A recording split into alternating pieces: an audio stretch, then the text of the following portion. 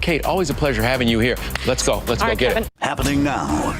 It's nice to have some activity on the radar screen this afternoon. Of course, we'll take a close look at that, talk about our future storm chances, and when we expect most of the rain to fall in just a bit. I'm Dylan Collier. Straight ahead, we look at the San Antonio Police Department's heavy presence with the children's shelter and its facilities over the last few months. And San Antonio police have identified the man who passed away after he was assaulted in Brackenridge Park over the weekend. Now police need your help solving the case. The CDC issuing new mask guidelines for those who are fully vaccinated, what the new recommendations are, and why so many people are still hesitant about getting the COVID-19 shot. If you're an iPhone or iPad user, you now have more power to control who's tracking and selling your information. We'll explain coming up. The News at 5 starts right now. First at 5, gray and kind of yucky. Clouds with a chance of more rain, though. We had another day of gray skies. It could continue through a good part of this week. Very gloomy, very humid. Not a lot of rain yet here, Adam. You're right. We did have some passing showers, and folks on the north side of San Antonio and Bexar County and even up toward Bernie and Bulverde. Yeah, it seemed like it was a decent rain running down the roadways, but it was only about 0.05 of an inch. That's all it was. We still have some activity on the radar, not much locally other than some drizzle and low clouds. And east of town, just a few isolated spots of very light rain. We go west of San Antonio. This is where we're monitoring for development later on this evening and into the nighttime hours, where we could see some thunderstorms developing. And if they develop, then they would most likely become strong to severe. Again, that's closer to the Rio Grande later on this evening and tonight. Temperatures are all over the place. 83 Del Rio, 73 West Kerrville, 75 in Lakey, 76 right now in Schertz, and 78 in Seguin. You look at Windcrest at 77. As we go through the evening, it's going to be very sticky and humid, and we'll still have some passing stray light showers. And then we're going to look for the possibility of those storms later this evening by maybe 9-10 p.m. and thereafter out west of San Antonio. I'm going to have a full update, let you know when we're expecting the most widespread showers and storms to develop. Coming right up. Ursula. Thank you so much, Adam. We have some new information on the situation at Freeman Coliseum Expo Hall. Health and Human Services telling us that 3 teenagers who were temporarily housed there are now missing from the facility. They left the expo hall during the week of April 12th. HHS says a 4th teen was unaccounted for, but on April 16th, he was later found on the premises. Since then, no other teens have left. HHS says in part, quote, as a child welfare agency, HHS does not run detention facilities, and force is not used on children or in our care. The Department of Security has been improved since. Meantime, it's been a growing crisis within San Antonio foster care that appears to be getting worse. One day after the deadline for the children's shelter to remove the last of its children from one of the facilities comes confirmation from our defenders that San Antonio police have been called to these campuses hundreds of times since the start of February. Yeah, fights, assaults, and more serious sexual offenses involving children. Partners of the shelter telling our Dylan Collier they felt pressure to take in kids to fend off facing possible fines from the shelter. Citing conditions that threaten the safety of children, the head of the Texas Department of Family and Protective Services moved forward with plans to have the children's shelter remove all kids from its emergency shelter. The contract between the state and Family Tapestry, which carries out the shelter's community-based care, could still be terminated, what would amount to a major setback for the care of underprivileged children in Bexar County. San Antonio police records obtained by us today show 100 calls for service to the shelter's Woodlawn campus since February 1st, many for runaways, fights, and other disturbances, but also 2 calls for sexual offenses involving a child, including one just 6 days ago. At its facility on High Ridge Circle, 113 calls since the start of February, 2 for sexual offenses involving a child, and a 3rd call for lewd conduct. Police officials today refusing to release additional details due to the sensitive nature of the possible crimes. Right now, we're literally looking for places for our foster kids to sleep and to be safe and secure. The placement hold at the children's shelter has intensified the region's foster care problems, says Bexar County Children's Court Judge Peter Sakai, pointing specifically to the older, sometimes troubled teens within the system. Sakai says it's time for state leaders to get involved. Sources tell the defenders this contract for emergency placements, instituted by Family Tapestry earlier this year, is also compounding issues. It threatens to go after partnering foster agencies that refuse to accept properly referred children. One person who runs a home told the defenders $10,000 in damages would be devastating and called the contract a bully tactic. A spokeswoman for Child Protective Services this afternoon confirmed that the remaining children at the emergency shelter have now been placed elsewhere. Reporting on the Northwest Side, Dylan Collier, KSAT 12 News. Now, to clarify, since we had two separate shelter stories to begin this newscast, the San Antonio Children's Shelter is for people for kids that have been taken in many cases out of their homes, and they are taken to the shelter on emergency basis. The shelter at the Freeman Coliseum Expo Hall is for migrants who have crossed the border. Two separate stories. All right, we have an update on a fatal shooting involving two Via Transit officers last week. The man who was killed has been identified as 28-year-old Terry Wayne Bishop. It happened last Tuesday along San Pedro and West Alamos, just north of Hildebrand. Via Transit Police Chief Mark Witherell says two officers called over a report of an armed man on the bus. He says when the officers boarded, something transpired, leading the officers to open fire, killing the man, who's now been identified as Bishop. One officer has been with Via Transit for 9 years, the other for 1 year.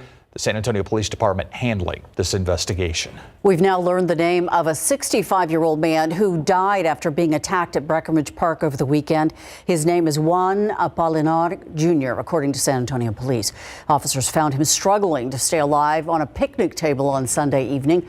They believe he was assaulted, but they don't know who did it. He was taken to the hospital, later died of his injuries. SAPD now encouraging anyone who has information to please come forward. And you can call 210-207-7635 with information. Beaten, robbed, and run over. It's what a San Antonio man says happened to him last night in the 1500 block of West Travis. That's about 2 blocks away from the Bexar County Jail. San Antonio police say around 4 a.m. the man went to a nearby home to get help, told the owner he'd been shot and run over by a group of men who carjacked him. Officers say they didn't find any gunshot wounds or any shell casings, but the man did have a large amount of road rash. He told officers he was parked on Travis when a group of men pulled him out of his SUV, stole his money, and took off in his vehicle, running him over while driving away. The man taken to the hospital. His SUV was later found. So far, no one has been arrested. An execution-style kill shot to the back of the head. That's what the family of Andrew Brown Jr. says an independent autopsy has now revealed. The 42-year-old was fatally shot by police officers in North Carolina last week. ABC's Rena Roy with the growing calls for more transparency.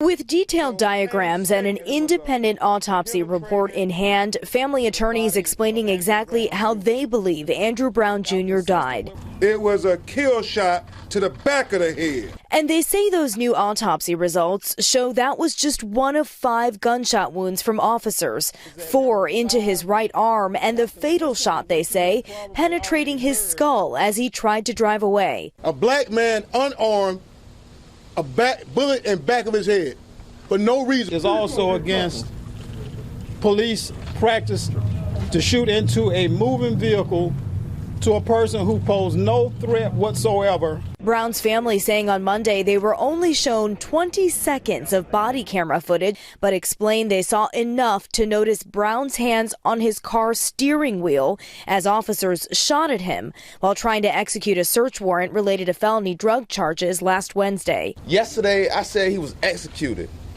This autopsy report showed me that was correct. Say his name! Andrew Brown! Brown's loved ones and peaceful protesters in Elizabeth City demanding the full raw video be released to the public.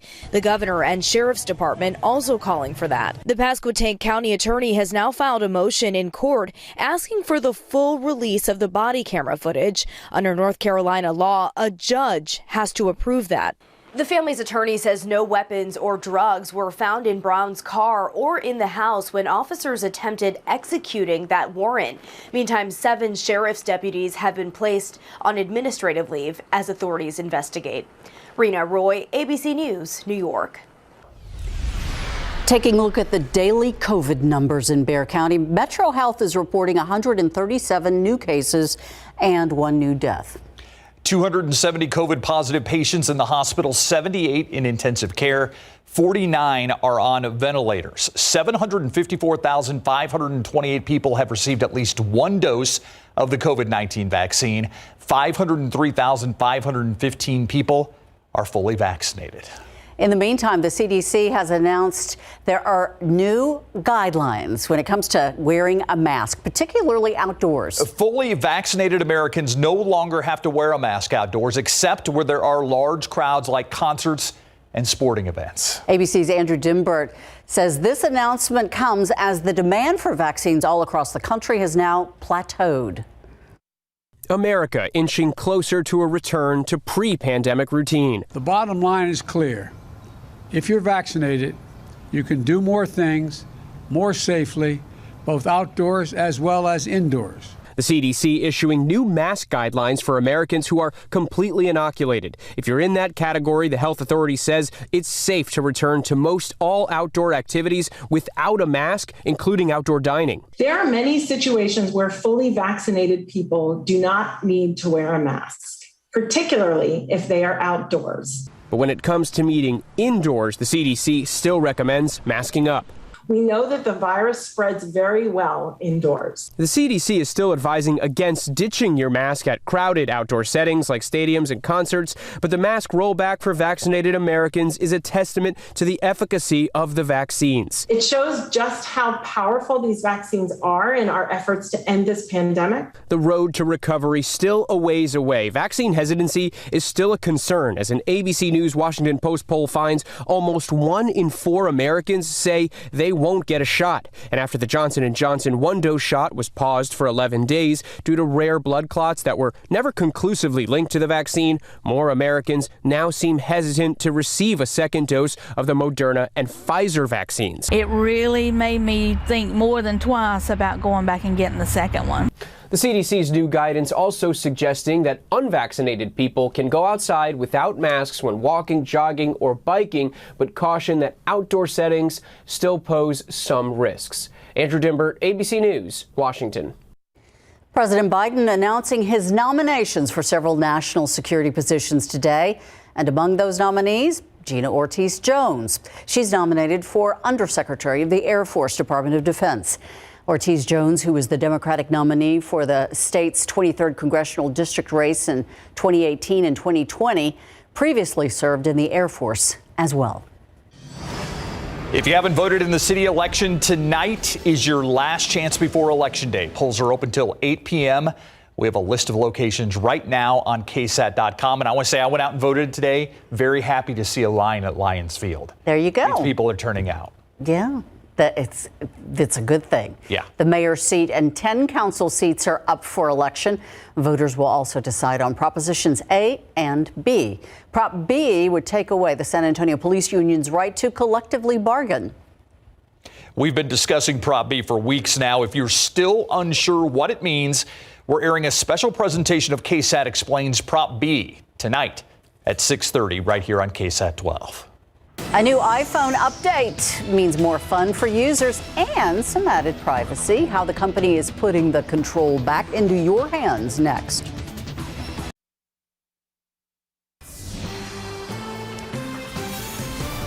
Apple iPhone and iPad users finding out the latest software update offers more than just new Siri voices and emojis. It also has something called App Tracking Transparency. It's a major shift in privacy policy. As 12 on your side's Marilyn Moritz explains, it gives you a lot more control over how much information gets shared. Apple users now have more privacy power at their fingertips. With the iOS 14.5 update, users will begin to see prompts on their screens when they open an app, asking for permission to track your data that's often sold or shared, for example, to businesses that then use it for targeted ads. You've always had an option to make a similar move if you went into your phone's privacy settings. But you had to know that it was there and you had to go seek it out. It was an opt-out. Now the tracking is going to be opt-in. Tech and privacy expert Thomas Germain says it's a major change. I think a lot of consumers don't realize the extent to which they're being tracked. He says the shift will disrupt Facebook and other companies that specialize in tracking what you do across the internet. We're not just talking about your name or your address, your location information. There's your credit card purchases. There's the things that you browse on the internet. There's personal health information that sometimes gets swooped up into these systems. While the Apple update may help people's privacy, it could also hurt businesses, especially small ones that rely on data to find customers. If you answer yes or no to an app about tracking your information, but then you change your mind, you can always go into your phone settings and change it. Marilyn Moritz, KSAT 12 News. All right, hoping for rain, hoping for nothing severe. Well, Adam Cass. Can we get both of those things? Yeah. Well, that's the problem. You know, a lot of times this time of year in South Texas, rainfall comes at a cost, and there's a potential for some severe thunderstorms in the days ahead. So let's get right to it. Get a look at our pattern that we have out there right now. Plenty of cloud cover. Some of those clouds are dropping little light sprinkles, but that's it. We'll all have a lot of drizzle developing later on tonight, and even some scattered showers. But we're watching out west where we have this clearing close to the Rio Grande and even in Mexico. That's where the atmosphere is likely to destabilize as we go through the remainder of our daylight hours, and we have the highest potential for some strong thunderstorms this evening and into the early nighttime hours. Again, that's closer to the Rio Grande. Basically, we're watching until about 10, 11 p.m. If they don't develop by 11 p.m. or so, then they're just not going to happen. Otherwise, some scattered light rainfall activity expected. You look across the state, not a whole lot of activity right now. There is a severe thunderstorm watch box closer to Wichita Falls and up toward Oklahoma City. The main driving force remains this big spinning upper level low. You can see it very clearly here, centered over Las Vegas. A lot of precipitation associated with it in the Rockies. We've got some good Pacific moisture and Gulf moisture in place. Good ingredients for some rain. Here's our futurecast. Just like yesterday, I want to stress this is a generalization. Don't pay so close attention to exactly where it pops up these showers, just the mere fact that it's developing them, as we should see in this kind of pattern. So a little bit of scattered activity this evening and tonight. Tomorrow morning, we'll probably wake up to some areas of rain, mainly light to moderate in nature, and especially drizzle. If you don't have showers in the morning, it's still going to be damp with drizzle. Then we get to tomorrow midday and afternoon. If you work outdoors, that's your time to get the work done. We'll see a little bit of clearing, a little bit of sunshine here and there. And that's your best opportunity to be able to get out there and get your work done. But notice once we get into tomorrow evening, thunderstorms start to become more widespread and developing. This is 9 p.m. We'll probably see them start out west closer to the Rio Grande. Time frame, give or take a few hours, okay? Doesn't necessarily mean it's going to be exactly 9 p.m. But after dark tomorrow, and then into tomorrow night, that's when our rain chances peak, and then early Thursday morning, they fade away. So 40% chance overnight, 30% during the day tomorrow, and then overnight Wednesday into Thursday, we're up to 70%. And remember, wherever a storm develops, there's the chance of it becoming strong to severe. Potential wind gusts up to 30 or up to 60 miles per hour, and maybe even some large hail as well in localized areas. It's always a possibility. But we should get some good rainfall, and it looks like the real bullseye of this event should be in the hill country. That's where we have the highest potential of a few inches of rain, but it depends where the heaviest downpour is set up. Dew point 70 right now. It is muggy and sticky in this humidity. Remember, it helps us out. It's uncomfortable, but it helps us out. Notice where we're warmer out west. That's where we have a little bit of sunshine. Locally, for the most part, we're in the 70s, and we'll stay in the 70s this evening. Tomorrow, some pockets of rain and drizzle to start the day, then a little bit of sunshine. It's tomorrow after dark when we're expecting most of the showers and storms, some of which could be severe. And look at this, we're modifying our weekend forecast, throwing in some rain chances on Saturday, something to keep an eye on. All right, Adam, thank you so much. All right, I watched the highlights last night at 10. I had to look closely, make sure they weren't using a red, white, and blue ball. Spurs went ABA last night. It did look like ABA and also looked like an all-star game on top of it all. When we come back, no defense played last night in Washington, but the Spurs sustain a win in overtime, and Derek White down again. Coming up. Our San Antonio Spurs into the Washington Wizards' 8-game win streak with their highest-scoring game of the season that took overtime to decide last night in a game that had a combined 289 points. The win keeps the Spurs 9th in the Western Conference, a half game ahead of the Golden State Warriors at number 10, and even with the Memphis Grizzlies at 8, with the Grizz holding the tiebreaker. Rudy Gay right now was questionable with a sore back, got to play after all, hits this 3 to give the Spurs a 6-point lead. Jakob Poeltl ran into early foul trouble, so Drew Eubanks is able to deliver his best Kareem impersonation with a skyhook. How about DeJounte Murray with the offensive rebound and finishes with a turnaround jumper?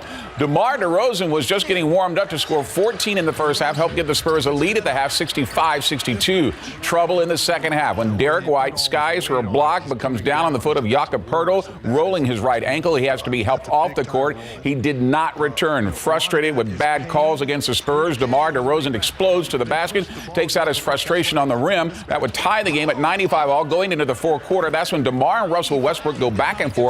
Westbrook winds up with another triple-double with 22 points, 14 assists, and 13 rebounds. DeMar finishes with 37 points and 10 assists, has a chance to win it at the buzzer, but it goes in and out, and we're going to overtime with Westbrook chasing down DeMar to share a laugh. In the extra period, Bradley Beal, who had 45 points, has a shot to win it, but was 0 for 5 from three-point range. Spurs survive 146-143. So how does DeMar balance having fun but staying competitive?